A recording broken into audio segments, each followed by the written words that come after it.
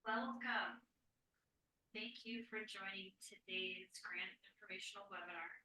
This is the first of 3 webinars we will host in 2024 and will provide information and guidance for applicants interested in our mini grant opportunities and our community project grants in preparation for the April 1st proposal deadline.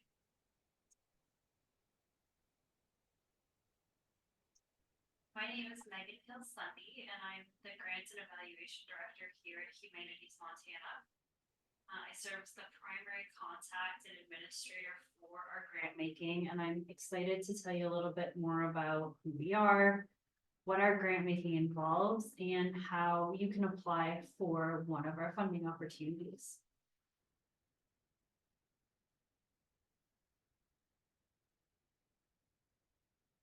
Humanities Montana is Montana's state humanities council. We were established in 1972, and we're one of 56 councils across the nation. We were all created through the state federal partnership with the National Endowment for the Humanities, and we're designed to infuse the humanities directly and effectively into public life. Essentially, state humanities councils were formed to create a bridge between the humanities in an academic sense and community grassroots initiatives. So over 50 years, we have helped strengthen communities through our grants and special programs that reach every corner of the state. We produce, fund, create, and support humanities-based projects and programs that offer eye-opening cultural experiences and meaningful conversations. Our true goal is to connect people and inspire ideas, deepen mutual understanding. And we do this by applying things like critical thinking, informed reasoning, logic, historical learning and analysis, and creativity to modern, current, and pressing topics and issues in our world today. Our mission is to serve Montana's multicultural communities through stories and conversation. We offer experiences that nurture imagination and ideas by speaking to Montanans' diverse history, literature, and philosophy. And we do this by providing programs that tell our diverse stories, facilitate conversations about the most pressing issues, support Montana's cultural institutions through grants and partnerships, and offer humanities such as history, literature, and philosophy to nurture memory, imagination, and ideas. Today, we've got quite a bit ahead of us. I hope we can cover it all, but I want to start by defining the humanities. We're going to talk a little bit about what a humanities project is, the different types of funding opportunities we offer, different components of a humanities project. We're going to talk about the actual project proposals, mention the application review and award decision process, and a few tips about post-award management should you be awarded funding. The first question I'm often asked by interested applicants is, how do you define humanities? It's truly the million-dollar question, and this question and its various definitions can really help you build a strong foundation for your proposal. So, as defined by the National Endowment for the Humanities, the term humanities includes the study of language, both modern and classical, linguistics, literature, history, jurisprudence, philosophy, literature, history, archaeology, comparative religion, ethics, the history and criticism, and theory of the arts. So all of those things that you might traditionally think are the humanities. It also includes those aspects of social sciences that have a humanistic content and employ humanistic methods.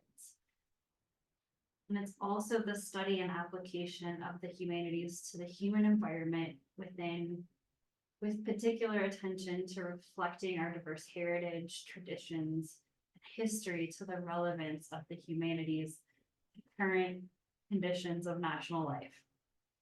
It's kind of a mouthful. At Humanities Montana, our role is to translate some of those more traditional applications of the humanities into opportunities for the general public to learn and engage with these topics and conversations about the human experience in Montana. So we take this definition a little bit further, and we define humanities as the examination of what it means to be human through the interpretation and discussion of all forms of thought, interest, and expression. It's more than just an academic discipline for us. It's an emphasis on engaging the public in new conversation. It's a mode of inquiry that aims to engage and support or challenge the ideals, beliefs, tensions, and prejudices of communities in which we live. And we believe that important thought can happen outside of the academy, in neighborhood institutions, schools, churches, and mostly at kitchen tables across Montana. And we're especially interested in instances of the public humanities that promote civic engagement, and they raise critical issues facing everyday people. And they're conducted with the hope that we're increasing participants' thirst for staying engaged, rather than being defined by rigid disciplinary boundaries. It's this humanistic lens that emphasizes curiosity, questioning, and dialogue that really matters to us. So what is a humanities project? A humanities project is something that supports public humanities programming by strengthening community and culture, by promoting some of those things we mentioned earlier: civic engagement, sparking thoughtful community discussion, and reflecting on the human experience. Humanities projects are typically bold, they're innovative, they're meaningful to local communities, and they're timely and relevant to current issues and conversations. All projects for us have to be grounded in humanities scholarship or well-vetted facts that are incorporated into a thoughtful, balanced, and analytical approach to a topic. And humanities projects demonstrate the potential to attract a broad general audience. So again, bringing the humanities to the public. And at Humanities Montana, we encourage projects that promote deeper understanding of Montana's history and culture, as well as those that examine themes and subjects in the humanities that are relevant and important to Montana communities. And these are some examples. Neither of these lists are exhaustive, but we have supported content or themes that we typically see in some of the applications. So they might focus on literature, philosophy, history, civic engagement, comparative religion, all of those things I mentioned earlier. And the projects are presented to us in different formats. So oftentimes we'll see storytelling projects that focus on historical analysis, writing workshops, festivals, exhibits, lectures, lots of speaker series and panel discussions, and events like conferences, symposia, workshops, things like that. And we really also strongly encourage innovative project ideas that sort of are outside the box. So if you have a bold new idea, reach out to me and we can talk through how your project might align with our mission and kind of work through those steps to building a strong proposal. And I know I just mentioned these on the previous slide, but I did want to reiterate some of the project formats that we're often asked to support. So again, these are wide ranging and they're across the state.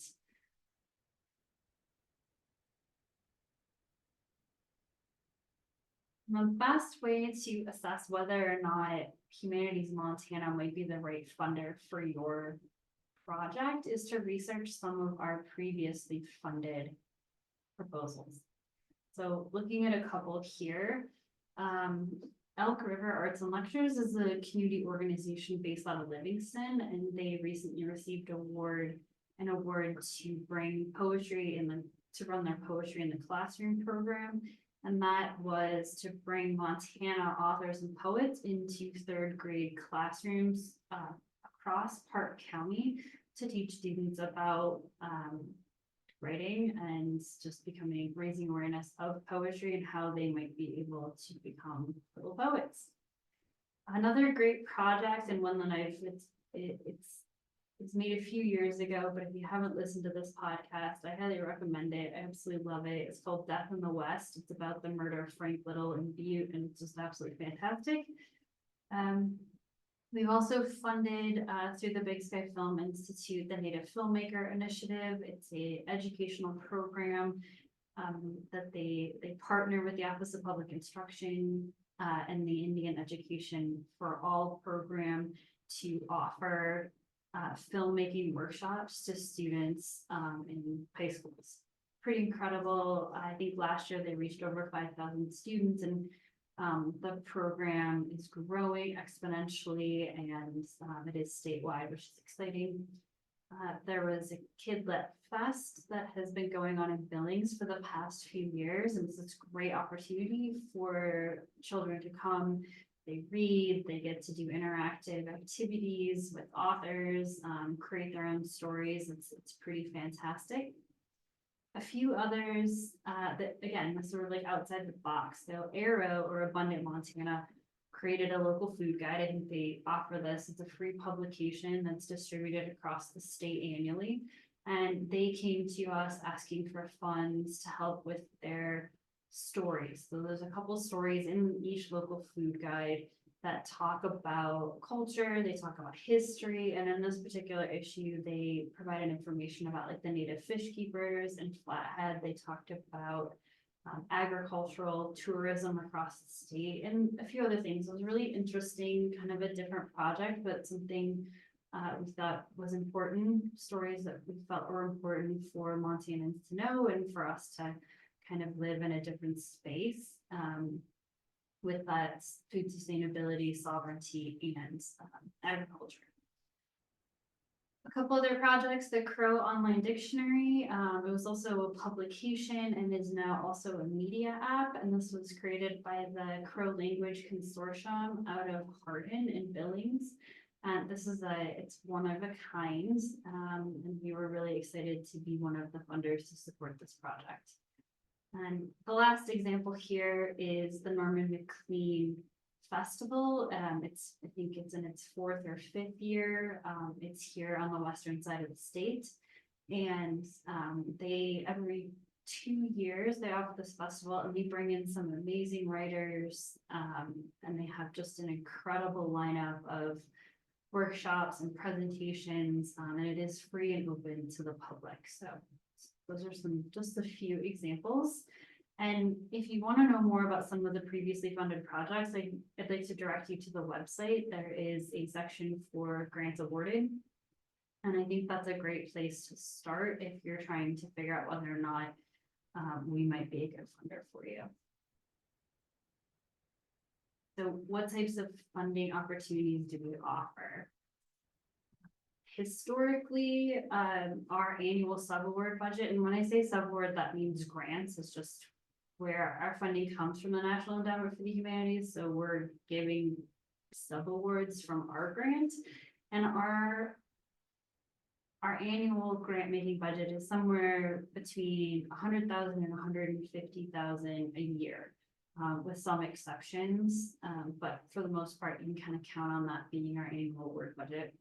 We have 3 granting cycles or deadlines and 1 ongoing application or 1 ongoing opportunity. And all applications are open and competitive, and they're evaluated based on the quality of the application, its relevance to the humanities, and the potential outreach and value to all Montana citizens.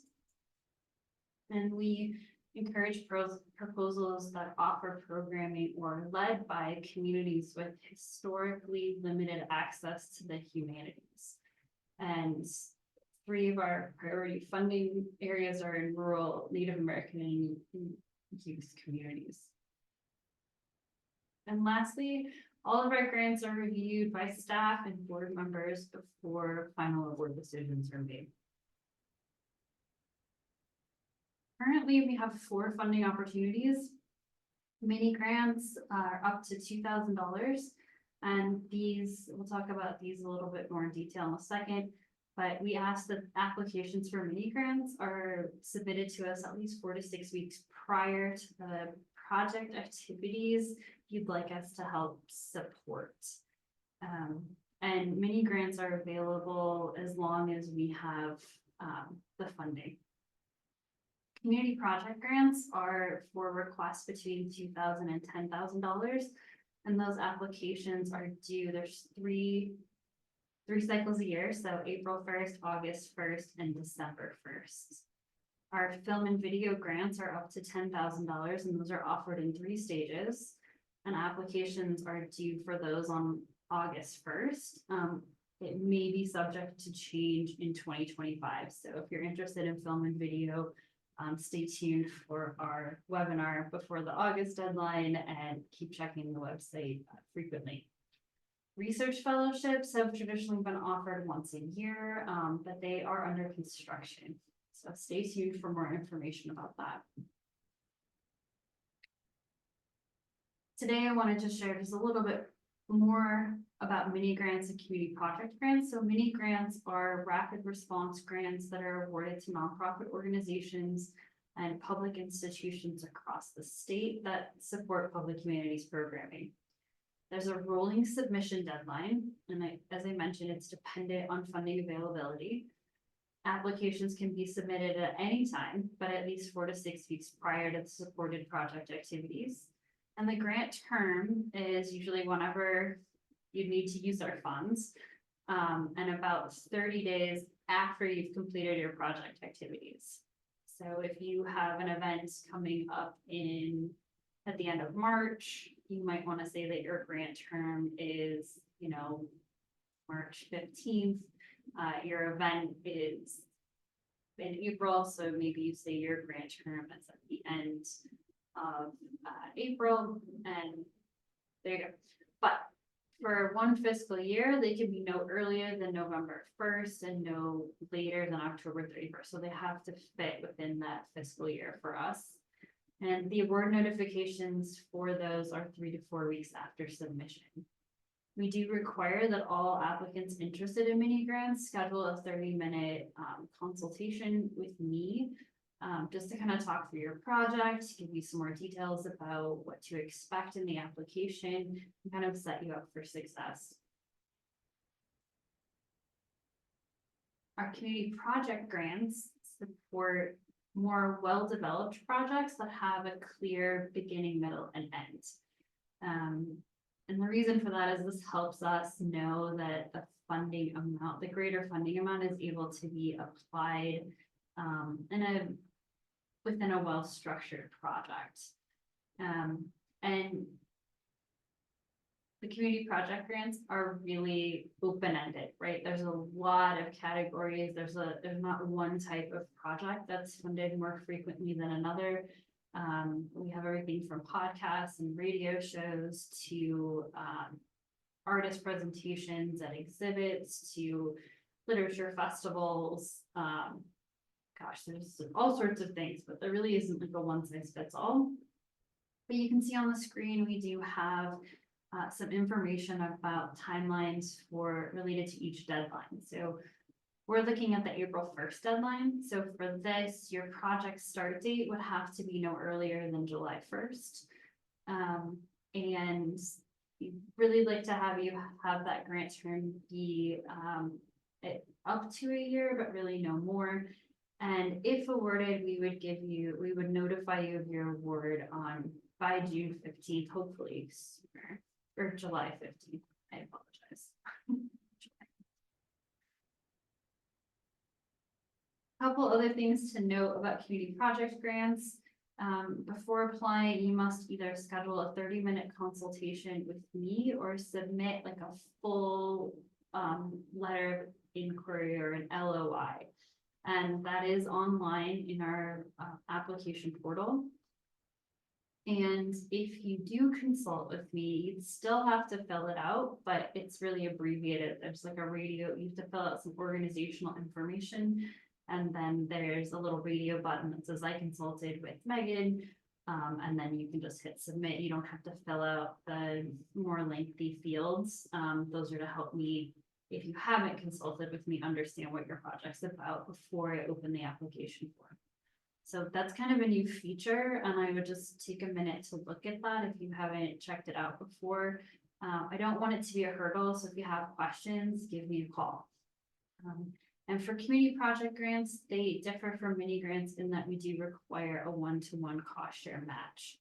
So if you request $4,000 from us, you need to be able to show that you have at least $4,000 in either in-kind contributions or other cash income. We'll talk a little bit about that later. The next big question is, am I eligible to receive funding from Humanities Montana? And I think the best way to describe this is that we don't grant to individuals except for in the event of a research fellowship, and those are currently on hold. So right now, in order to be eligible to receive funds from Humanities Montana, you need to be and you need to meet any of these criteria. So a private nonprofit organization, an institution of higher education, state, local, and federally recognized Indian tribal governments, an institution of the federal government, groups of persons that form an association to carry out a project, and that's pretty rare. There's sort of like this ad hoc space. You'd really have to talk to me about that if you feel you fall into that category. A great resource for anyone curious about eligibility, there is an online eligibility survey on our website. So it doesn't send me a notification that you filled it out, but it just allows you to determine whether or not you're eligible. And it's a great tool so that you're not starting an application or scheduling meetings before you're not eligible. So you can save yourself some time by using that. Couple other things to talk about. So arts versus the humanities is that's a big question mark for a lot of folks. So the arts and the humanities are not the same. And that's why Montana is served by both an arts council and a humanities council. And arts programs usually focus on the creation or the performance of arts. And humanities programs focus more on the interpretive aspects of the arts, discussions about their historical or philosophical context, critical analyses of their methodology, lectures or films that look at the characteristics of different art or art movements or periods. So there's a difference between creating it and interpreting it. Occasionally, we will grant modest amounts for performances when those activities are teamed with interpretations, such as when a play or dance is preceded or followed by a lecture or scholar-led discussion. And this could also be applied to if an artist is doing a mural, if after the mural is painted, they're providing a lecture discussion about what they did and what the art is and their process. The conversation would be fundable by us, and the artist for their time and effort could be paid through a grant with from the Arts Council. And an application will typically not qualify for a humanities project if its primary objective is to support the production of new art in any medium, unless that artwork is significantly grounded in the aims of the humanities. So if you have more questions about that, let me know. Things we cannot fund. You can find a complete list of things that we cannot fund in our grant guidelines. always start with the guidelines, to kind of figure out what, if you know what your project is, you know what you need, and you read through this list, you can easily determine whether or not this is something Humanities Montana can support. So we cannot fund things that present a one-sided, uncritical treatment of an issue or a project that focuses on personal instead of public concerns. We can't fund projects that promote a particular political, religious, or ideological point of view or serve as like a call to action. We can't fund construction, restoration, or operating expenses of existing organizations. This includes the construction of exhibits. And we also can't fund purchase of equipment, property, or anything capital, like a capital purchase that would have a depreciating value over time. And another piece is the museum or library acquisition. So if you're trying to build a collection, if you're trying to purchase books, or you're trying to bring in a new exhibit that it's going to live at your museum, that's just not something we can fund. Some additional notes on funding restrictions. So again, there's a full list in the grant guidelines, but we can't apply funds to project activities that are completed before or after, that are outside of the approved project period of performance. So that's your grant term, whatever we would agree to in terms of your start and end date for your project. You couldn't apply our funds to anything outside that time frame. General operations that are not related to the project are unallowable. So those are the things like keeping the lights on, paying all of your staff. We'll talk a little bit about that in a second, but generally general operations are not something we can fund. We know that that's really what everybody needs, but we are restricted based on our funding source to re-grant at this time. Hopeful that we can come up with something to support general operating funds in the future. We can't provide funds for preservation or cataloging of materials and collections. And no more than 10% of the total award amount or request amount can be allocated to an executive director or a CEO's salary. And that's because executive directors and CEOs fall into that administrator category. So all of their time can't be dedicated to one project. And so there's just this de minimis 10% allocation for that category. And indirect project expenses, again, exceeding 10% of the total award amount. So if you ask for $5,000, you can't ask for more than 500 of that 5,000 to go towards an expense that is not specific to the project, but necessary for the project to be carried out. If you are an institution of higher learning, you may have a federally negotiated indirect cost rate, and this can get really technical. I'm not going to get into it. If you are a university or affiliated with the university and you'd like to come in for a grant, give me a call and we can work through that.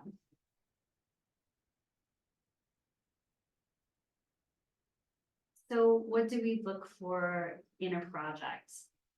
All Humanities Montana funded projects must focus on clearly defined humanities themes, build on sound humanities scholarship, deepen public understanding of significant humanities questions, and approach subjects analytically, presenting a variety of perspectives.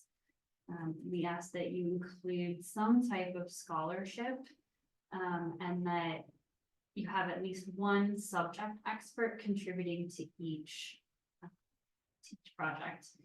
We want you to appeal and create accessible formats that will actively engage the general public in learning and demonstrate the support and involvement of communities and cultures represented in the project. So if you're doing a project about a specific culture, you need to involve individuals from that culture in the project. And that's also part of that, like, well-vetted information. So as described earlier, we look to support projects with strong humanities content. And this typically presents as an active learning experience for the public that draws upon the methods and insights of the humanities. It fosters greater understanding among people and invites thoughtful reflection. Strong projects respond to current conversations about the conditions of civic and cultural life in real time. They further community-driven ideas and efforts to address issues of social, cultural, and intellectual importance. They collaborate between humanities and non-humanities community organizations to reach these large and diverse audiences. And as I mentioned earlier, that humanities content brings multiple perspectives to the table when examining some of these themes.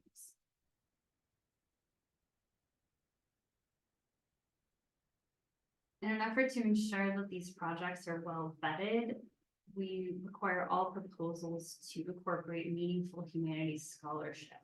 And I'm often asked why we require humanities scholars. And one way to think about this is to consider your potential audience, knowing that most people might not take the time to fact check the information you're providing through your project, and will often accept or believe the first story they hear.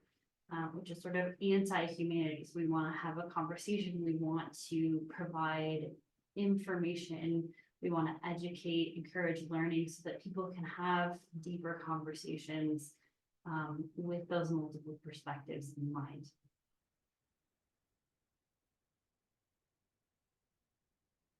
So scholars can, when we say scholarship, it doesn't mean someone with a terminal degree in humanities discipline. They don't have to have a PhD. They can, but that's not absolute. That's not the end all be all. We also recognize scholarship from subject area experts and community experts. So think of your local historian who has, they don't have a degree in history, they just grew up in this place, or they've dedicated a lot of time and energy into learning about a particular aspect of local history. They may be the person who knows the most about a specific topic, and they would be considered a solid scholar for our purposes. A subject area expert, you might have a knowledge keeper or someone who has just a wealth of knowledge in a specific area. So think about humanities scholarship, and when we say scholars, we mean it's more of a holistic approach than just, a professor or someone with a PhD. So in your project applications, we also look for project significance. And we want to know how your project is important to advancing humanities in Montana and how your target audience will benefit from it. So there's a section that asks, it's a needs statement. So we ask you to tell us, why is this important? How are you applying the humanities? What is the benefit to the community? How do you know the community is interested in your topic? And how do you know they would benefit from something like this? If you are reaching a specific audience or providing content about a specific group of people, how is that audience represented in your project and your work? And tell us about any key collaborations that you have to help support your project, because that, Montana, we have to do a lot with very little. We're very resourceful, but sometimes showing that you have collaboration among other organizations or within the community, that can really help demonstrate significance. So project quality is the other piece that we look for. We want you to demonstrate that your project work plan is specific, measurable, achievable, relevant, and realistic within the period of performance. So we appreciate projects that have clear goals and outcomes, that your activities are well defined, that you have specific timelines attached to each of those activities. That you have a plan for outreach, how are you going to get people to participate with your projects, and also telling us a little bit about how you plan to evaluate success. How are you going to know that you've achieved your goals, that you've delivered on your outcomes, and getting feedback from your audience or whoever it is just your audience, learning from them, especially if you're planning to do a second iteration of a project in the following year. What are you going to do differently, and how are you going to use, just what are you going to do with the information you collect? We also look at project feasibility. So we want to know what your organization's commitment to project success looks like. Who's managing the project? What does that project leadership look like? Why are they qualified to do this? We look at your budget and your cost share and how you created that. And we look at any sustainability features. So not all projects in the humanities happen on a recurring basis. So we're not talking about sustainability, for those projects that are like kind of a one and done. We're not looking for you to show us how this is going to keep happening. We want you to tell us, what will be the lasting impact of your project. If you provide an educational workshop on a specific topic, like how is your community going to benefit from that down the road? So all of these key project components are part of the criteria we use to evaluate applications. So you can see in this graphic, we're looking for mission alignment, significance, quality, and feasibility. And we do have a copy of our scoring rubric published on the website. So you can actually go and look at the rubric and see how your application will be evaluated by board and staff. So I highly recommend you check that out. If you can't find it, call me, email me, and I will point you in the right direction. So jumping into project proposals. This is what everybody wants to know. What's in the application? How do I do it? How do I fill out the budget? So I'm not going to give you all the details, but I will share some quick highlights. So this is an example of an application checklist. I'm pulling it up on the screen, so this session will be posted on the website, so you'll easily be able to reference this if needed. There'll also be a downloadable checklist, something like this, that'll be included on the website as well. It's not there yet, but it's coming soon.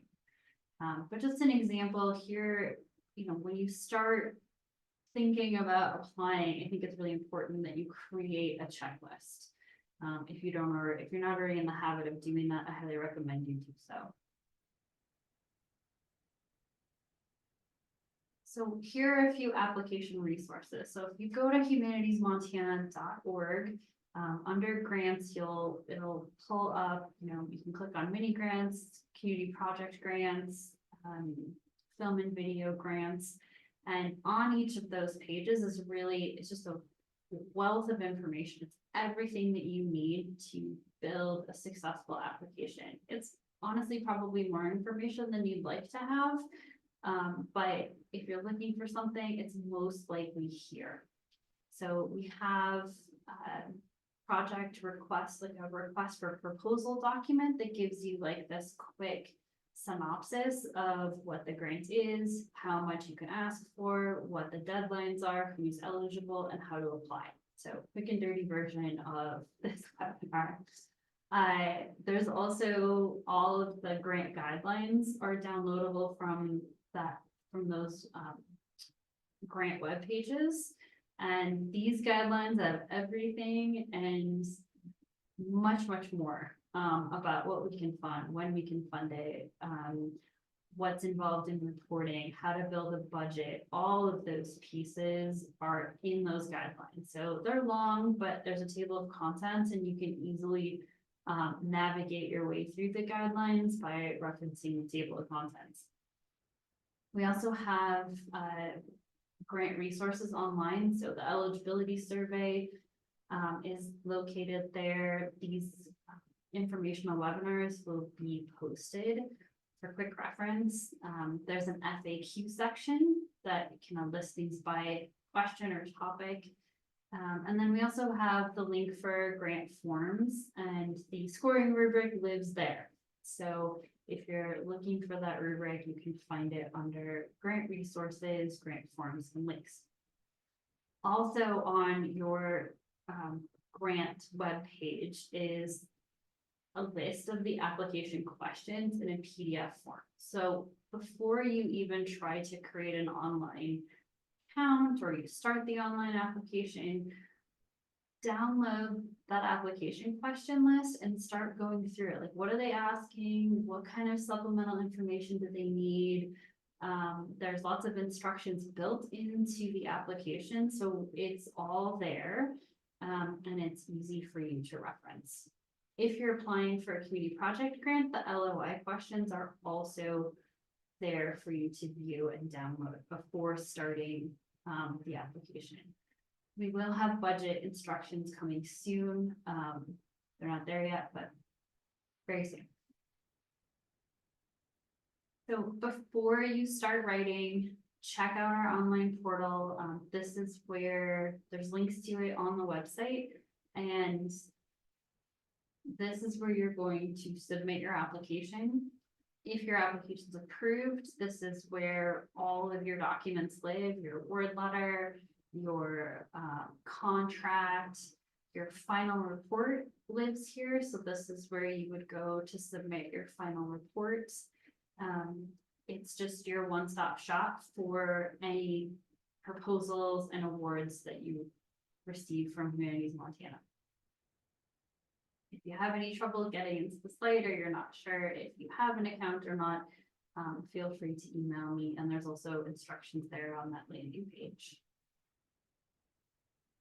So as you're getting ready to start the application, the best tip I can give you is to get organized. So review those application questions, create a checklist, look at the grant application timeline, look at those dates, like when you can apply, when you can start using funds, and figure out whether or not your project timelines fits with our funding cycles. Meet with your colleagues and partners that are involved in the project to discuss the application process and how you might need their assistance, and start gathering those supplemental materials. I'll mention sort of a list of those at the end. And then start building your proposal. So we're gonna, the primary questions in the application ask you to introduce your applicant organization. So tell us who you are, tell us who's going to be working on the project. And these are pretty simple fields, like who's on your project leadership team, what's your organization's mission, a link to the organization's website, who do you serve? Then we ask you to define the problem. So that's that needs statement. Why is this project important? How are you applying the humanities? Who's in your audience, and why is it important to them? And then we ask you to create a work plan. And this is where your work plan is telling us your primary project goals, those outcomes, the things that are going to change because of your project. And then we ask you to tell us the activities, when you're going to do them. So that's that methods, like how are you going to make this all happen? And then telling us a little bit about outreach and evaluation, and then working on your budget. So quick tips for successful applications. You want to make sure that your application information is correct. Make sure that you're answering questions, that your narratives are well organized, that you're clear and concise. I find a lot of proposals will be redundant. So make sure that you're reading the application questions well in advance, and that you're, building your responses so that they're addressing that specific question and you're not repeating what you've said in an earlier section. Make sure you're providing adequate detail about the project's purpose and how it's strongly rooted in the humanities. So that's what is your humanities content? What's the theme, and how are you applying this in your project to increase public access to the humanities? And really tell us what you're asking us to support. Like, tell us how much and why. I think that's really, it's something that strangely enough goes, people miss that in their applications. So important to tell us how much and why you need that. Things that don't work well is if you don't provide enough detail. It's not great to provide too much, and it's not great to provide not enough. So we want you to focus on why you need the funding and how you plan to use the awarded funds. So if you're requesting a small amount of funds from us within the larger scope, within the scope of a much larger project, focus your application to us on the specific funding needs that, like, for that project, like what funds can we offer to support specific activities. You might be able to give a broad overview, but don't give us this massive proposal for your whole project and you're only asking us to fund travel for your scholars. Make sure that if you don't articulate the need or the benefit of the project, that's not gonna do you any favors. And applications that are really difficult to understand. So I'm not a professor and I don't have, I operate at a different level than maybe, an art historian would. So when you're writing the application, really think about your audience. Look at our board of directors on the website and figure out who your audience is and write to them. Okay, budgets, everybody's favorite topic. Your budget and your budget narrative are these itemized lists of all your estimated expenses that will be incurred during your program implementation or your period of performance or your grant term, whatever you want to call it. And these budgets include a detailed listing of the amount for community project grants, the amount of revenue from other sources that would be supporting the program. So for example, if our piece is just this piece of a larger project, you want to tell us a little bit about who else is funding your project and to what extent they're funding it. If you're applying for a mini grant, we don't require a match, so you won't necessarily need to provide that to us, but it is great to know, like, if you have funding from another source to also support the project, that just gives us, it increases our confidence in your project's future success. So also you need to itemize cash and in-kind resources. So cash is any other monetary contribution in support of the project. In-kind resources are donated goods and services. So volunteer time, facility space, anything like that. Those are your in-kind pieces. And we want your budget to show how contributions from us and from other parties and how it will be allocated within your project. So a couple tips when you're building your budget and your budget narrative. Plan the budget as you plan the program. So it gets kind of confusing when you build the program and you build your proposal and then you do the budget at the very end, because sometimes your project activities and then the information you provided in your proposal might not line up with what you're asking us to fund. So make sure that you're building the budget as you plan your program. And to do that, you need to ask questions like, oh, we're going to hold this event in a school. The school's not charging us to use that space, but how much would it cost if they did charge us? And that's a great example of an in-kind donation, right? Just donated space, the value of the donated space. What will our travel look like and how will we reimburse for travel expenses? How much time will staff contribute and what is the salary amount related to their time on this project? And just generally, when you're listing any activities, the question to build your budget should be, how much will that cost?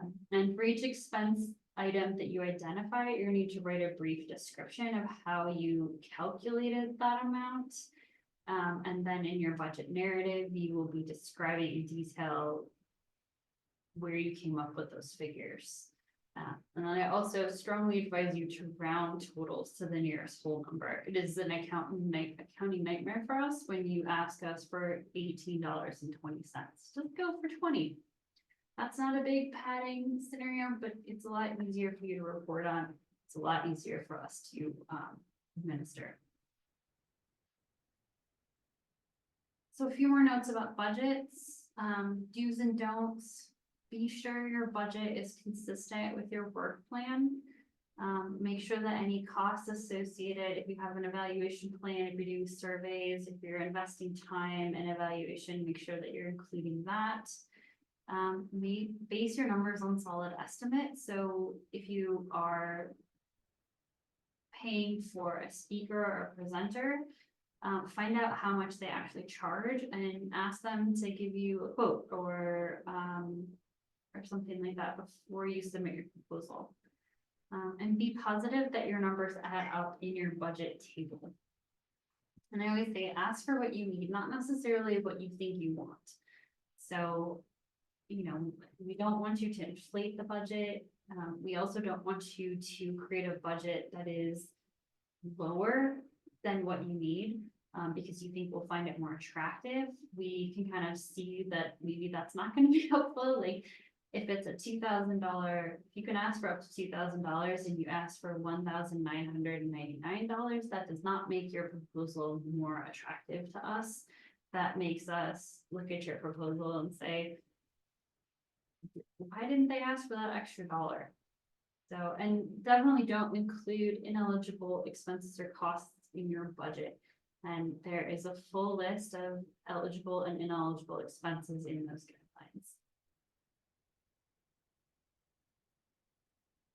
Here are some quick definitions for budget and budget narratives. So expense or cost, that's the resource needed to operate the program.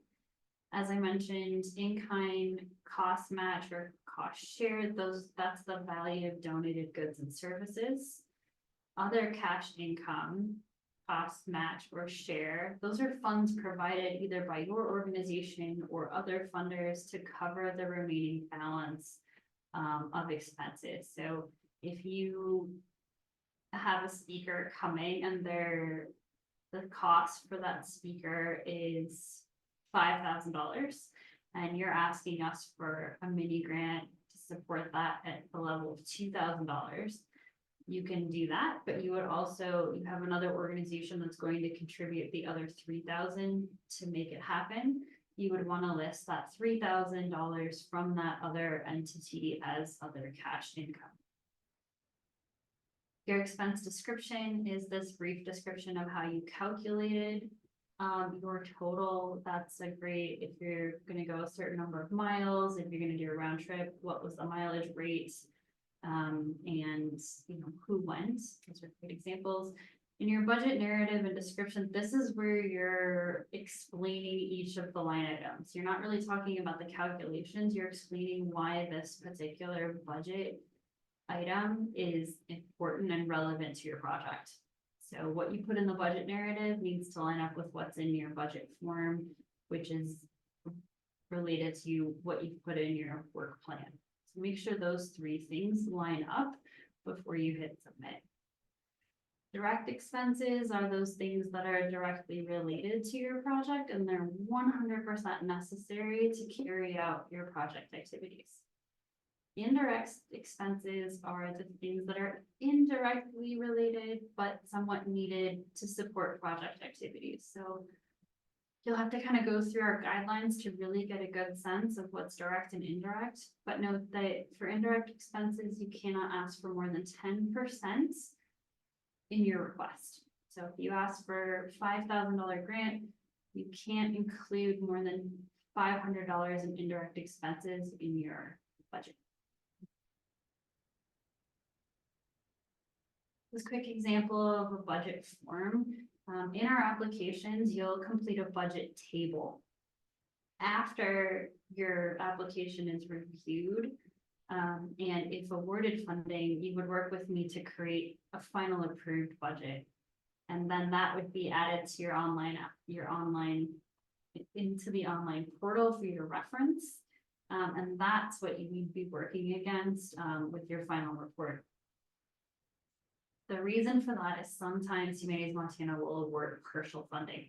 So if you ask for $10,000 and we give you $5,000, we're going to need to rework your budget to obviously articulate how the $5,000 will be spent as opposed to the $10,000 you asked for. These are just a couple quick examples of budget narrative responses. So if you ask for $8,000 to go towards project staff salaries, you know, you can kind of break it down. That's not a good example for us, but you can see travels, meals, lodging. You can kind of see what that description looks like. Something for scholars and speakers. And then we often fund program materials for printing, supplies, outreach materials, publications, things like that, that would fall into program activities or program materials. And when you're in the budget table, there's a drop down. So you can really see what categories you can apply for. Okay. Last few pieces, and we have just a few minutes left. Supplemental documentation and information. So these are the supporting documents that we require you to, supporting documents or information that we require you to include with your application so that we are in compliance with federal guidelines. Our funding is federal, so there's fund compliance things on our side. So we ask you for some documentation that might, you know, seem burdensome, or you might not understand why we're asking for it, but for the most part, it's because we are required to ask for it. We simplify it as much as we can, but there are some things we just cannot omit. So make sure that you look through this section before you submit your application. This includes letters of support, Form W-9s, there's a federal unique entity ID, lots of information about that on the website and in the application. And contact information for staff, things like that. So there's also a part that talks about your project description. This is also your summary. So it's not your work plan, it's telling us what you're doing. And I think it's really good to build your work plan, build your budget, figure out who your scholars are, and then write your project description or your summary so that you know you've captured all of the components of your project, and that you're able to articulate it succinctly in that project description or summary section.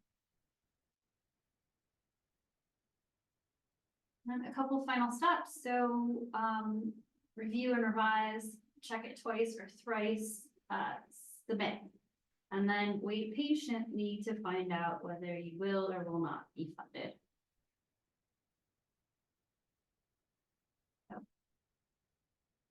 Application review and award decisions.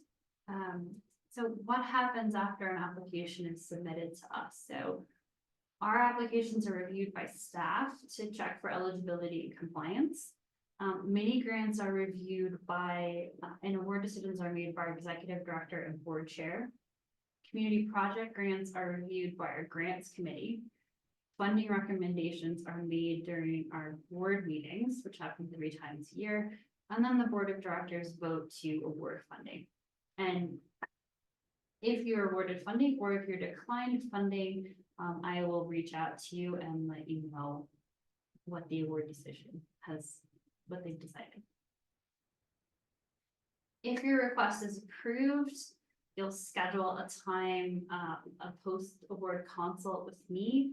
We're going to look at your award letter, your guidelines. We're going to talk through some of those post-award responsibilities. And this is a great time to ask questions about rules, about timelines. And it's really important if anything changes with the scope or the budget of within your project, you need to ask for permission instead of forgiveness. So make sure that you're communicating any potential challenges with us, and we're happy to work through those issues with you. We don't want to ask you to send funds back, and we want to make sure that you're successful. And if you don't receive funding, contact us, but wait a few days. Don't contact us immediately after receiving an email. Give yourself some time for that to sit, and then we'll talk with you about it afterwards. I know we're at the top of the hour. I just have a few more pieces. Maybe you can stay, great. If not, this session will be recorded and posted to the website. So post-award management. If you receive funding,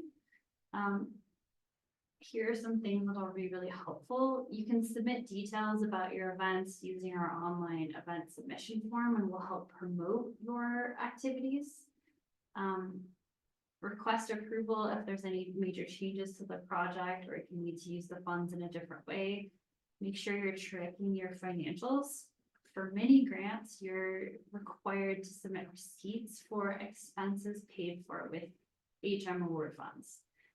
That one tends to get sticky for some people, so make sure when you apply for a mini grant, you're going to be able to do that. For community project grants, you're required to submit a final financial report. And if you receive an award, that's where I would work closely with you to create an approved budget, and then I'd work through a draft financial report so that you'd have something easy at the end to complete. And make sure that you're reading through your final reporting question list, which is again available on the web or in the online portal with your application.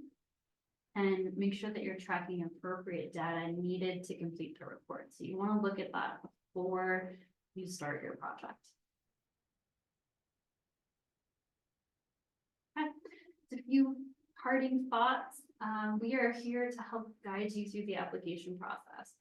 Call me, schedule a consult, send me an email. I do tend to get a little busier towards the application deadline and then the few weeks following. So my response time may be a little slower during those periods, but I want to help you.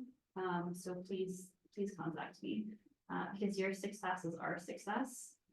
And yeah, again, just contact me with questions, tap into all of these resources.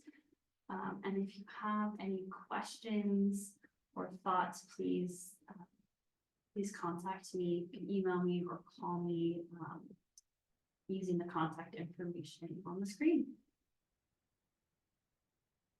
So I'll stop the recording if anyone has questions and is actually still on here.